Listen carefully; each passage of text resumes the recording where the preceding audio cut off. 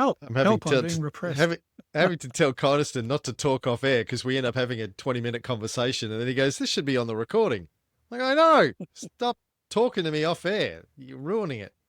Welcome back to QAV TK 901, season 9. Although it's only year 6 or 7, but season 9 because we had I don't know. I can't remember the exact reason.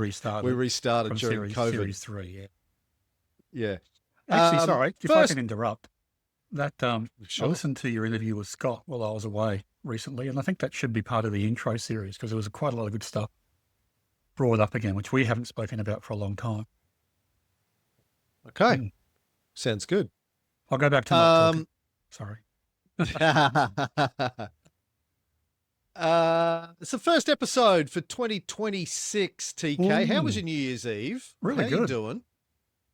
I know you might think it's an old person's New Year's Eve, but I went out and played golf, and it's one of the only times on the golf course when no one's there because like everyone's out celebrating New Year's, and it doesn't get dark until 9 o'clock. So I went out late and had a quick round by myself and really enjoyed it. Weather was great, and then came back and watched a few episodes with Jen and went to bed at about 11 o'clock. But it was just really nice. Quickie by yourself, and then you went to bed. I Quick get round. it. Oh, yeah. Sounds nice. Nice. No, I'm an old man. I don't do New Year's Eve. We were up, but it wasn't what we were doing. But yeah. Alex was overstaying in St. Arno in some ancient convent that was haunted. That's how she celebrated her New Year's Eve with her boyfriend. Yeah. Nice. She should have been finishing my painting. She is. She. Yeah. But you and about 10 other people, including me. Yeah. But she doesn't have time. She doesn't have time to celebrate and party. She's about to move, so she's going to be busy as well in the next couple of weeks. Right. Yeah. Moving. Didn't she just move? Oh no, I just year or so ago. 2 years ago. Yeah, that's right. I just did another what do you call it? Got a thing from a real estate agent asking me to give her a testimonial. Oh yeah. Yeah. A reference. A couple of weeks ago. Good. A reference. Well, let's get into investing, TK. Nothing happening in the world news this week. Hang on. Are we going to have that conversation on air that we were having off air? Because I think our listeners might be able to chip into it. You want to jump into that first? Okay, go. Yes. Our written agenda is very, very flexible and sparse. US presidents kidnapping presidents of other countries. Let's ignore that. Let's talk about value investing. I want to talk about that too. But anyway. Okay. So where do you want to pick it up? You were talking about maybe doing a value investing, maybe doing an investing podcast conference. Yeah.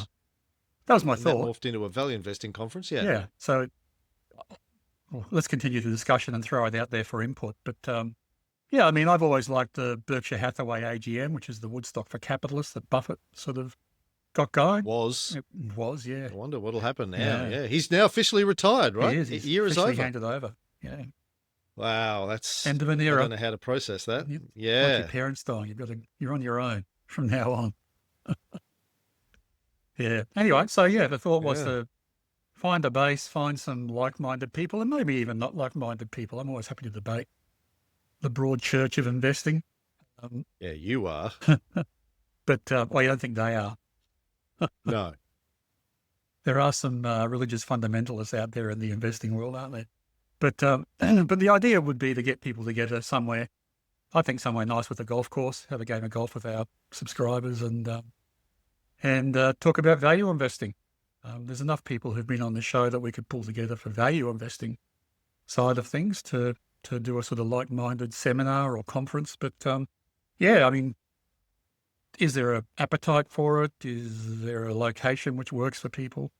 So I guess I'll throw it open to discussion. I was talking to Tony off air about the problem that we always have with guests. I can't remember if I mentioned this on the end of the year episode or not, but from time to time people say you should have more guests on. I go, look, here's my experience with guests over the years. There are two types of guests, those that agree with us and those that don't. Those that agree with us about, the basic precepts of value investing, and value investing is a broad church. There's a lot of different ideas and whatever, but generally we agree on the principles. Find something that's at a discount to its valuation, that's well run, and buy it and hold it as long as you can. Those people are good. We have them on Collins Street Investment, et cetera, on a regular basis. And we don't have much to talk about, but it's like patting each other on the back. But then you have the people that don't agree with us, and those interviews traditionally have gone one of two ways. Either you push back on everything they say and then they get really unhappy and send me angry emails afterwards, or you're very polite and you don't push back, and then it's like, what's the point? So we just have them come on, they talk a bunch of nonsense, and we go, all right, well, thanks very much, have a nice day.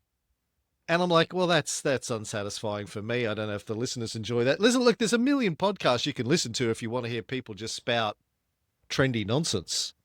Our podcast is about the fundamentals of sensible, long-term, conservative value investing. And I don't know, I just kind of, it's a bit like when I do history shows, and I found the same thing with history shows. Like one of my Cold War listeners sent me an email this morning, pulled up an interview that Ray and I did like 5 years ago with some other scholar, podcast history scholar, where he started making a lot of nonsense statements. And I went, whoa, second here, and started to push back and ask him for evidence for his claims. And he got really pissy with me and refused to talk to me for the rest of the episode, and then sent Ray angry emails because Ray had invited him on afterwards that I pushed back on a lot of his statements. And I was like, oh, well, what am I going to do? I can't just let him say this stuff and get away with it. I mean, but then obviously people don't want to have their bullshit pushed back on sometimes. So I don't know. I don't know how to deal with people that disagree with me on podcasts. I think you handle it quite well. You're never very confrontational. You're always asking for evidence and fairly respectful about the facts and not playing the person. It's the other side that can get affronted. Yeah, well, that's it. Yeah. They get affronted, and then I'm like, well, what do I do? Yeah. I don't know. I don't know. Yeah, and like I think also too, I don't know about history podcasts, but in our world, a lot of people who accept invites to come and be interviewed are people who are, hoping to market whatever service they're selling. And they don't want to be argued with, or they don't want to be made to look stupid. And unfortunately, you just tend to make people look stupid when you push back. You go, well, hold on. Hang on, you're blaming me. There's two of us here. This show, you're the one that goes, well, what are your returns? And they go, oh, like 8%. You go, really? Fine index ETF. Yeah. Anyway. Yeah. What are your rules for when to sell? Oh, just kind of gut feel it. You're like, don't have any. Just want to vibes, Tony, vibes it. Anyway. Yep. All right. Well, I was also saying to Tony, listeners. when we started this thing, I thought, oh my God, teaching people how to invest, that people are going to love that. That'd be awesome. Giving them a sensible way to invest, people are going to eat that up. And then over the years, I realized, they don't want the sensible stuff. It's like no one wants to go to the doctor if you're like 40 kilos overweight and be told, cut back your calories to 2,000 a day and do 10 hours of exercise a week. No one wants to hear that. They want Ozempic. They want the Ozempic of investing podcasts. It's like quick, fast, no effort required, get rich quick schemes. No one wants to be told, eat your vegetables and eat less and exercise more. We're the diet and exercise podcast, do the sensible things. The broccoli podcast, the financial broccoli investment podcast. Up and broccoli. Do you know that sketch? No. Oh my God. Do you know Dana Carvey? One of the classic Dana Carvey sketches. He's on a piano. He's like doing this like big ballad, and it's just about, he was chopping broccoli. It just goes on and on about him trying to make chopping broccoli sound dramatic. You got to look it up. I'll send you a link. Okay. It's very funny. It's funnier than it sounds. Well, let's get back to the world news, Tony, and how it affects investing. So, don't know if you've seen this. Don't know if anyone caught this in the news this week. But apparently, the President of the United States authorized what he calls a police action which has, if you're not aware of that, that has a nice long tradition in America. When America invaded Korea in 1950, they called that a police action to get around a declaration of war. Mm-hmm. This is a police action. He went in, well, he sent his guys in, and they kidnapped the president of Venezuela and his wife and took them back to the US, blindfolded and handcuffed, and put them on trial. So, without getting into the politics of that, which I'll do on other shows, I'm sure at some point, Trump himself has said this is all about getting their hands on Venezuela's oil, mostly. There's some fluff about drugs and this and that and the other, but he's quite openly said it's about oil, which is nice for an American president to just admit up front. I mean, like or hate Trump, at least he just says what he's thinking most of the time. So there's an article in the FINRA. What does this mean? Sorry, first of all, do you believe that? Yeah. I believe it's one of a number of factors. So I think there's the distraction angle of it. There's the looking tough angle of it. There's the oil. There's the petrodollar, because Venezuela was working with China to move the financial basis of its oil reserves to being yuan and not the USD. We know that part of the justification for taking out Gaddafi in Libya was that he was moving off the petrodollar as well. The US are, for good reason, determined to keep the USD as the global reserve currency and the currency that oil is traded in for as long as possible, because it's what gives them free cash mostly. And even the Saudis are talking to China about moving to yuan, apparently. So I think there was that. There's a whole bunch of other things. Yeah. Yeah, I was going to say, I think there's also the sphere of influence argument. So Monroe Doctrine. Donroe Doctrine. But, Dunroe. Yeah, Donroe. But yeah, I mean, I think it's the interesting thing will be that, and yeah, there's been some commentary that this is a deal with Putin to keep Ukraine. He gets the US get Venezuela, and then China gets Taiwan. So that's the interesting thing. What happens with Taiwan, I think, in the next year or so. Look, you and I have talked about this over the years, and I've done so many hours of this on other shows, but the bottom line is the US economy runs on military Keynesianism. It has done since the 30s, nearly 100 years of military Keynesianism. The Americans need a major war every decade because that's what keeps the economy moving. There are tens of thousands of businesses in the US that rely on military contracts to survive. And so they need the Pentagon to be rolling in cash. And it's not just rolling in cash, it needs to be spent urgently. So you have no bid contracts and you have stuff that, and so every time they audit the Pentagon, we talked about this in the Psychopath book, audit the Pentagon, where did that money go? Well, we don't know where it went. How do you not know where it went? Well, we didn't have time to think about where it went. It was an emergency. We just had to spend it. Hundreds of billions of dollars. Get any receipts? We didn't have time for receipts.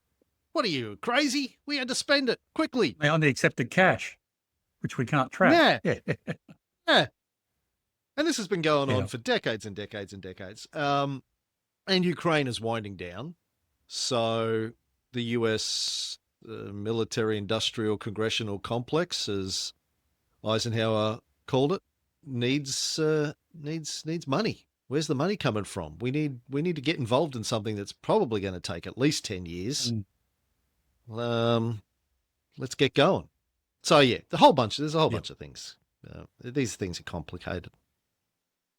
Anyway, back to the oil price. Back to investing.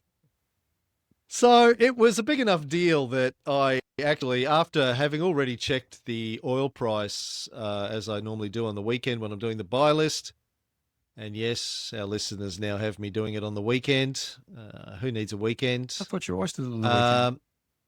Well, I did it over the weekend, but I normally finished it on a Monday, but now everyone's like, can we have it on Sunday? Why? Why not give it to them on Wednesday? What's the difference? The market's shut on Sunday. I don't know. Unless people only have free time to do their investing on the Sunday. I don't know. I guess that's something to do with it, yeah. Well, So I checked it lucky you're not on going to Monday. church. That's true. And Kung Fu's off on Sundays. So what else am I going to do? Spend time with my family?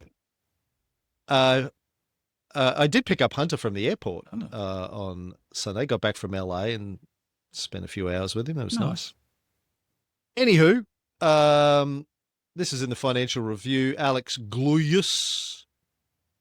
Oil markets had largely forgotten about Venezuela, at least until recently. At its peak in the mid-2000s, the South American country was producing 3 million barrels a day, a genuine powerhouse that held the world's largest oil reserves. But after years of government corruption and international sanctions, the latter of those two, the one that people tend to ignore or minimise, Venezuela's output had dwindled to just 930,000 barrels a day by November, accounting for less than 1% of global supply. Then he talks about the kidnapping. While oil prices were expected to spike on Monday amid concerns about supply disruptions, Brent actually fell as much as 1.2% towards $60 US a barrel as markets started to price in the prospect of a return to Venezuela's former glory. Even so, analysts say it will take years to unlock the country's vast crude reserves, given the energy sector's derelict infrastructure, lack of human resources, and dearth of capital. There is also uncertainty about whether Maduro's replacement will support Trump's push to revive output. So, I don't expect the oil price there's to... no doubt about that. Which bit? Well, Maduro's replacement will eventually support the Trump desire to get US oil companies into Venezuela. Might be the 10th replacement, or the 3rd replacement, or the first one, but they will definitely do it. Right. Yeah. Wow, yes. I mean, I think it depends on a lot of factors too, where China gets involved here, if and when China gets involved, and I don't expect them to do, No. if and when the United States completely crumbles into a civil war between the oligarchs and the people, if and when that happens. There's a lot of moving parts here, but yeah. Well, if we just focus on... I think it's a... Sorry. Go on. No, go. I'm just going to focus on the oil price. If we just focus on that, I mean, Venezuela holds something like 30% of the world's resources. Although it's what's called heavy crude, so it can't be refined easily in a lot of refineries, but the US Gulf Coast refineries already refine heavy crude out of Canada, the oil sands in Canada. So that will be an interesting impact on Canada. There's been a bit of commentary saying that this is all about crushing the Canadian economy so it can become the 51st state. I don't believe that, but it will certainly put a lot of pressure on Canada's economy, because if Venezuela can ramp up, and that's a big if, because, you know, as you said in that Alex Gluyas article, there's been a lack of investment in the infrastructure in the oil industry since, what's his name? Or Chavez or Maduro? Thank you, no, Chavez. Nationalised it, and all the oil workers left, and they didn't have oil workers with experience to replace them. And with no clear roadmap coming out of Washington as to what's going to happen, and that might take shape, all majors aren't going to invest a whole heap in Venezuela until they can be sure that it's stable, it's worth investing in, because, you know, to restart an oil industry, it's going to take billions and billions and billions of capital. And, you know, so Chevron's in there, so they're the likely candidate to kickstart it. But I don't think the other majors will follow until Chevron looks like they can turn a buck out of, you know, expanding and restarting what's down there. So it's many years in the future, I would have thought, to get back to any sort of scale. And then to go from 1% of the world's output to full capacity, which might be as much as 30%, there's just not that much demand in the world to absorb that extra oil. So that will depress the price. But it also means that it won't ramp up to full capacity, I wouldn't have thought. So, look, I think the price for oil probably will go down, but it's probably not going to go down by much in the near term. And again, this is all prediction, who knows. The other interesting take is on China, because I've read some analysis in the last, or heard an interview in the last couple of weeks with someone who follows the energy sector in China, who's saying, look, China wants to be self-sufficient. They don't have enough oil, so they're they don't want to be beholden to import it. They're really ramping up electrification of the economy. The biggest solar farms are in China. The biggest wind farms are in China. They are really trying hard to wean themselves off oil, and that'll take time, but that's also going to reduce demand for oil going forward too. So it's really, if you dig down on the oil side, it's really hard to see what the clear objective is for the US going into Venezuela for oil, because they've already got it from Canada. Maybe it's cheaper to buy it from Venezuela, or to refine it. To export it from Venezuela or import it from Venezuela. Maybe there are other things at play outside of the oil sphere, but it's going to require billions of dollars of investment. It's going to require a complete takeover of the government to be reliable in terms of US investment, and it's going to take time.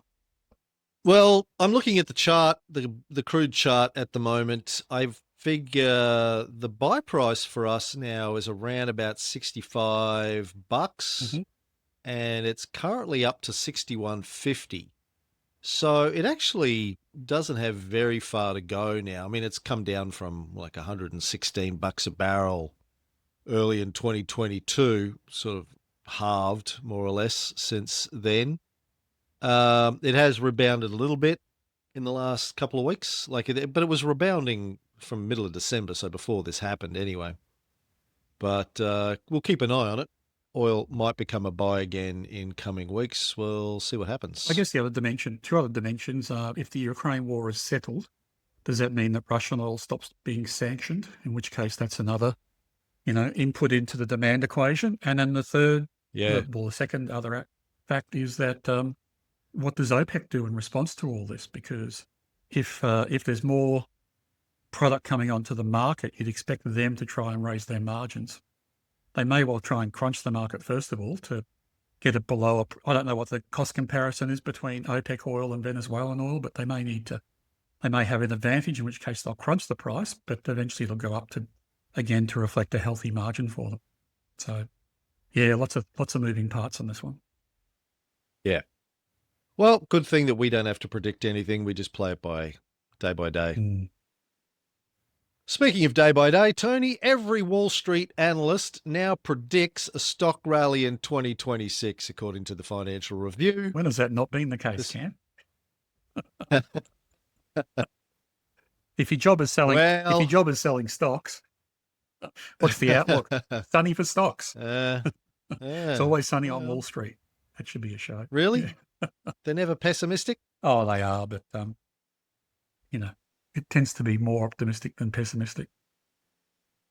Well, this is from the 30th of December, Financial Review. Alexandra Semenova and Sagarika Jaisingani.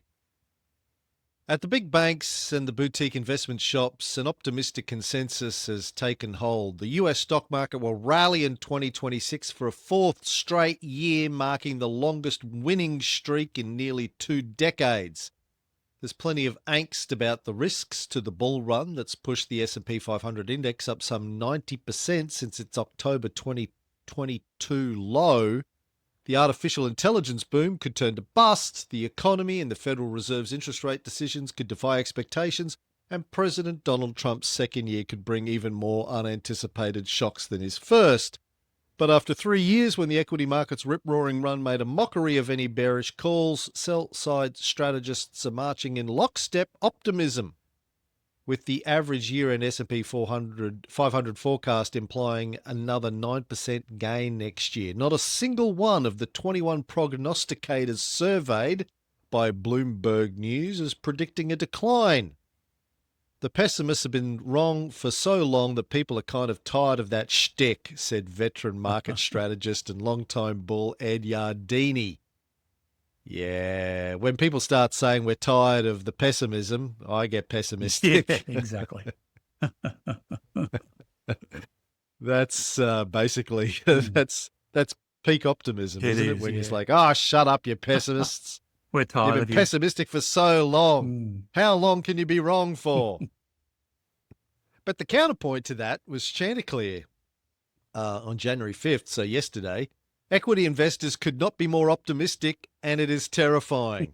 As the loudest voices spruik another stellar 15% for the share market, it is well worth considering and preparing for what could go wrong. Markets start the year punch drunk on artificial intelligence. Equity investors, bond investors, private markets, public markets, everyone's expecting to make a mozza from this never before seen spending boom. The capital investment, spending, profits, productivity potential, mostly in the hands of a small handful of technology giants, has the bulls charging out of the gates even harder than last year or the year before it, and it is tilting the market conversation one way. Anyway, goes on to say that he doesn't think that it's necessarily all that good, the amount of bull that there are. He talks about at the end, big super still largely overweight Australia and underweight the US is on the other side of the trade and sending money offshore to try to rectify it.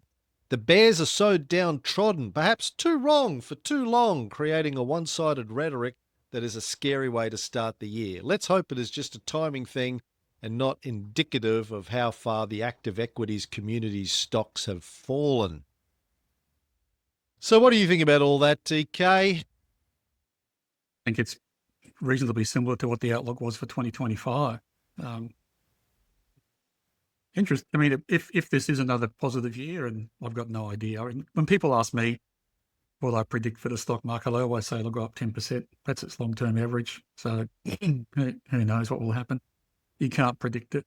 But yeah, it has been a long streak for Wall Street. I guess bolstering that, apart from all the fan base for AI stocks, is the fact that the companies in that Mag 7 are, on the whole, still very profitable and still growing profits too, which will end at some stage. There's no clear evidence for it ending now. And it won't also be a straight line rise. It'll be a bumpy ride, just like 2025 was. There'll be Independence Days. There'll be, what's it called? DeepSeek, the Chinese knockoff of ChatGPT coming out. There'll be all sorts of things which will knock the market for a kilter. But if if the underlying big tech stocks are still minting cash, then the market will go up. But there's so many ifs in there, you can't predict it. And there's also all of those articles neglected the political side. There's going to be midterm elections next year. Maybe, yeah,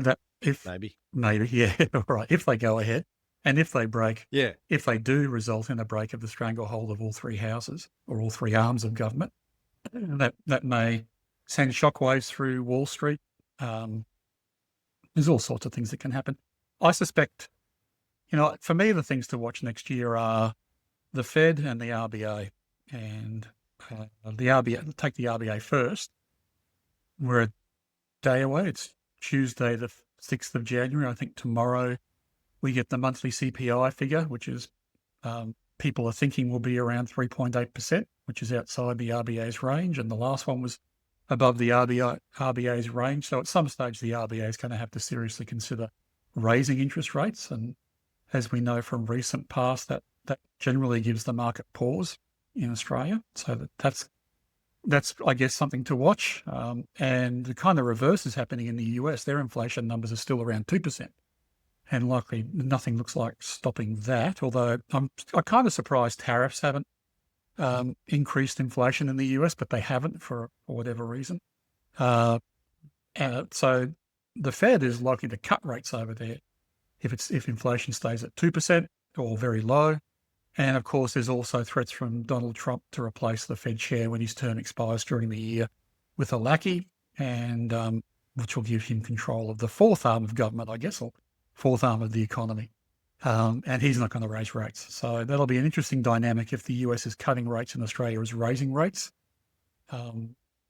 Implications are myriad on us. It's probably possible that puts our currency up, which will hurt exports and slow things here as well. So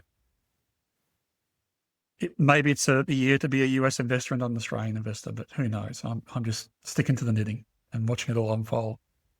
And as you say, watching the US in Venezuela and seeing what they're doing down there. Yeah. And then what happens in Greenland or Cuba or whoever else they decide? I think Taiwan's the risk. I think the world is going back into its spheres of influence. That's the paradigm. I think Russia's going to get pretty much what it wants out of Ukraine. I think even if it's not tacit, there's some kind of tit for tat, therefore, that the US gets control of its sphere. And whether it stops at Venezuela, Trump's already saying it's also going to include Cuba and Colombia. Who knows? And China will get Taiwan. And when China gets Taiwan, I think that's going to be the real destabilizer for the share market. But lots of cards to fall and dominoes to fall before that happens.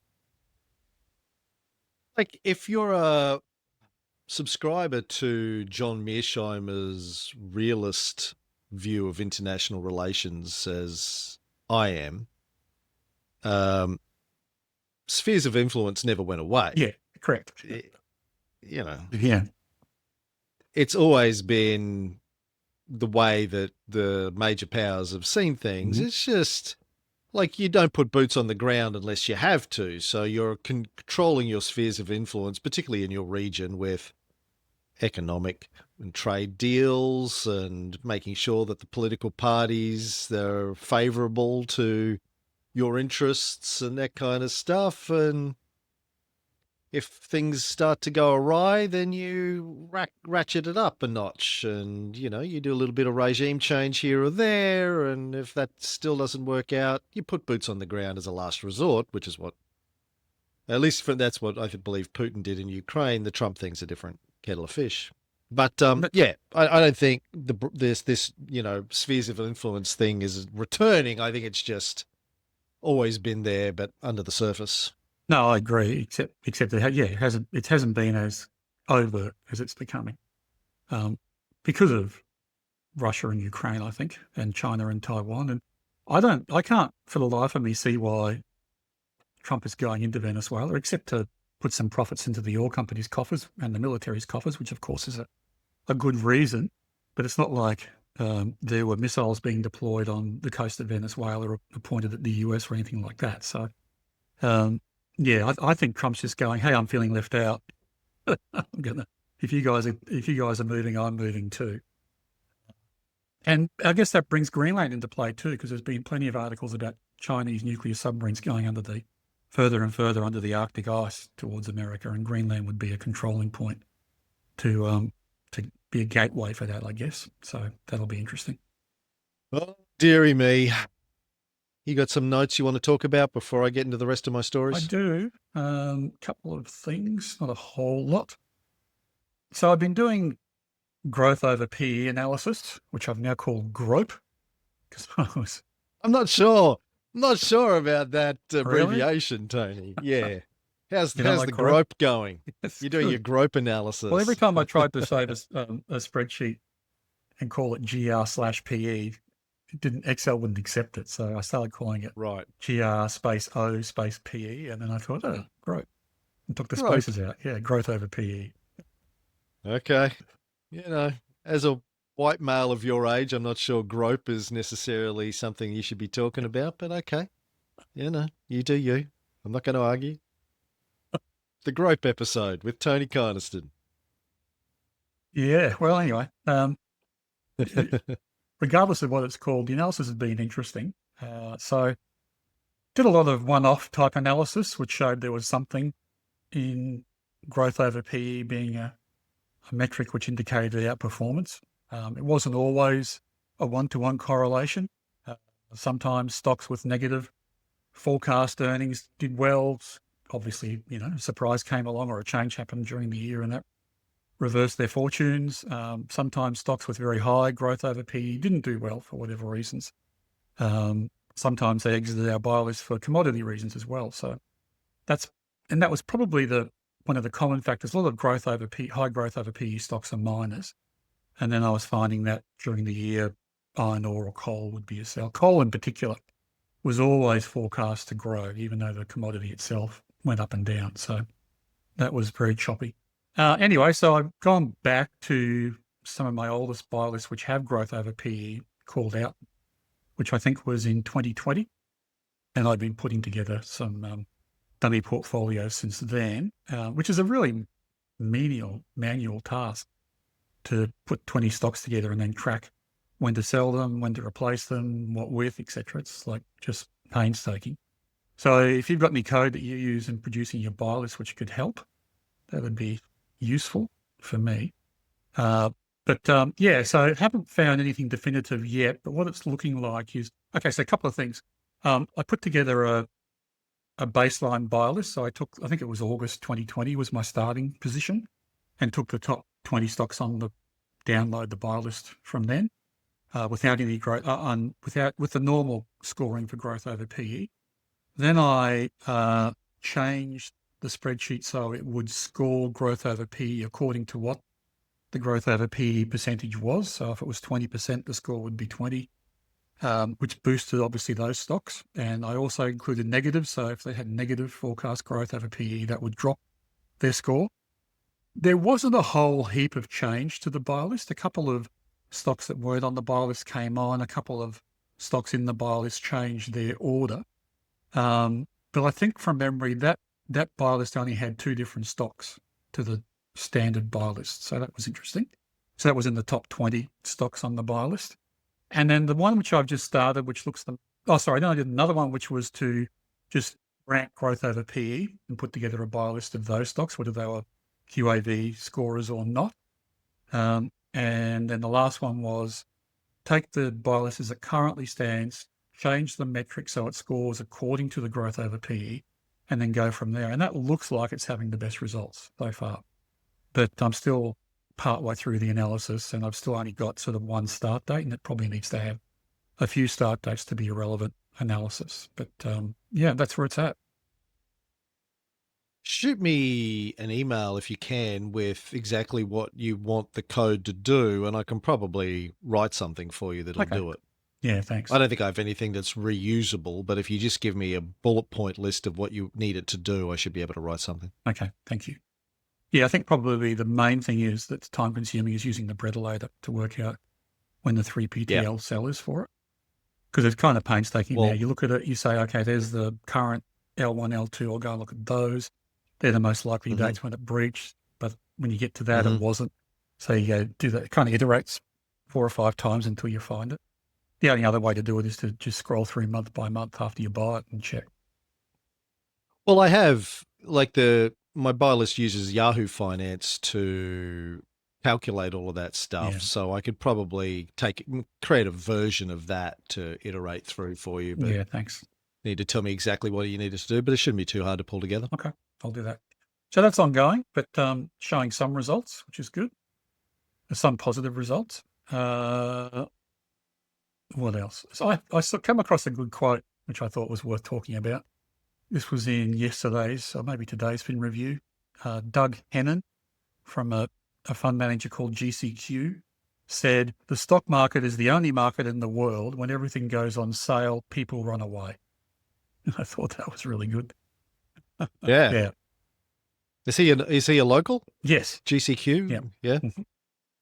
Got to get him on. Doug Hennon. Yeah. Doing a lot of investment in tech stocks. And the article spoke about him becoming an Uber driver because he thought Uber was undervalued, etc. So it's not necessarily, he's a value investor in terms of things being undervalued, but he's also buying what he sees as growth stocks. But yeah, interesting article. Right. A good quote, I thought. Very apt. Yeah. Right. Doug Tynan, is it? Hennon, Henan. Okay. And then the last thing I've got is to do a pulled pork on Fenix Resources. Well, why don't you do that? Because we're half an hour in already and I got a ton of stories. So let's do that. Yeah, sure. So I picked Fenix Resources because it was the highest growth over PE stock, highest growth stock on the buy list this week. That's it for the free episode this week. To listen to the full episodes of QAV, please consider becoming a member of QAV Club or check out QAV Lite to get our weekly stock recommendations. It's only $30 a month. Check out our website to see how the Lite portfolios are getting double market performance. QAV is a checklist-based system of value investing developed by Tony Kynaston over 25 years. To learn more about how it works and how you can learn the system, visit our website, qavpodcast.com.au. This podcast is an information provider, and in giving you product information, We are not making any suggestion or recommendation about a particular product. The information has been prepared without taking into account your individual investment objectives, financial circumstances, or needs. Before you decide whether or not to acquire a particular financial product, you should assess whether it is appropriate for you in the light of your own personal circumstances, having regard to your own objectives, financial situation, and needs. You may wish to obtain financial advice from a suitably qualified advisor before making any decision to acquire a financial product. Please note that all information about performance returns is historical. Past performance should not be relied upon as an indicator of future performance. Unit prices and the value of your investment may fall as well as rise. The results are general advice only and not personal product advice. Transparency is important to us. We will always be very open and honest about the stocks we own. We will also always give our audience advance notice when we intend to buy or sell a stock that we are going to talk about on the podcast. This is so we can never be accused of pumping a stock to our own advantage. If we talk about a stock we currently own, we will make it known that we own it. This email is authorized by Anthony Kinston, authorized representative number 0012927718 of MF & Co., Asset Management Proprietary Limited, AFSL 520442. No part of this content may be reproduced in any form without the prior consent of Spacecraft Publishing. Quote of the day: the last 1/10 of the journey demands half the effort. Xi Jinping, The Governance of China.